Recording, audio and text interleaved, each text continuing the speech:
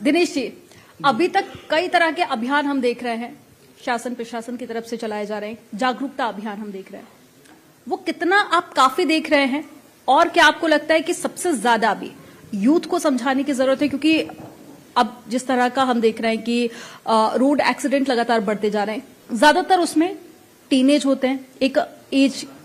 की हम बात कर लेते हैं 20 से 25 साल 30 साल तक, और आजकल एक जो ट्रेंड चल गया रील बनाने का, हालांकि प्रशासन उस पर भी काफी काम कर रहा है,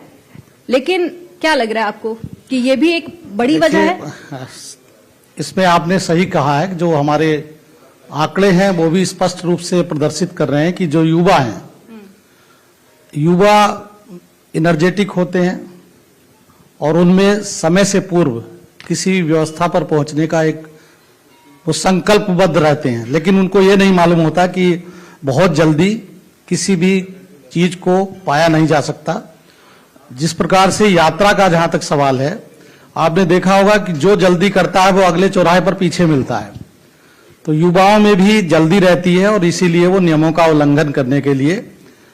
प्रेरित हो जाते हैं स्वतः। लेकिन यदि उनके अभिभावकगण और हमारा समाज इस विषय पर चिंतन करे तो युवा में एक बहुत बड़ी शक्ति होती है कि वो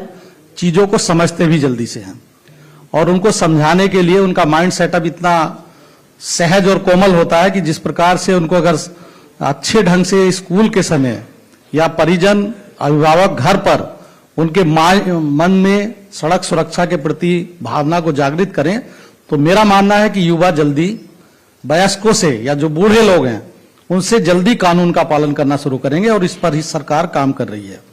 तो इसमें मेरा जितने लोग बैठे हैं, बहुत गणमान्य लोग बैठे हैं, हमारे डॉक्टर साहब पूर्व विधायक जी बैठे हैं, सभी से अनुरोध है कि काउंसलिंग की बहुत निरंतर आवश्यकता है कि समय से पहुंचना उतना जरूरी नहीं है, सुरक्षित पहुंचना जरूरी है। तो उस विषय पर हमें चर्चा परिचर्चा जारी रखनी चाहिए। और युवा का मन बड़ा कोमल होता है, वो जल्दी चीजें समझते हैं, वो अहंकार रहित होते हैं, एनर्जेटिक होते हैं, इसलिए उनको समझाने में कोई कठिनाई नहीं होती। हम लोगों ने इसको कार्यशालाओं के माध्यम से देखा है, समझा है कि अगर बच्चे को कोई बात पढ़ा दी जाती तो वो जवानी से लेकर बुढ़ापे तक याद रहती है, और कोई मध्य आयु वर्ग में पढ़ाया जाए कोई चीज तो वो याद ही नहीं रहती। तो इसलिए मेरा मानना है कि युवा एक्सीडेंट से प्रभावित हो रहे हैं, लेकिन अगर उनके मन में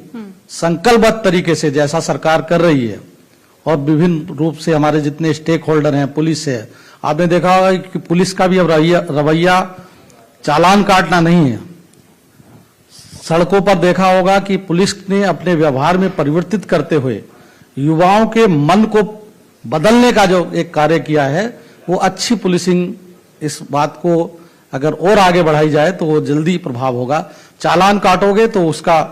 एक चालान जरूरी है, एनफोर्समेंट जरूरी है, लेकिन पुलिसिंग ने जो पुलिसिंग व्यवस्था में जो नया एक सुधार आया है कि हम व्यवहार के माध्यम से उसको ठीक कर रहे हैं, तो मैं इसकी पुलिसिंग व्यवस्था की भी तारीफ करूंगा।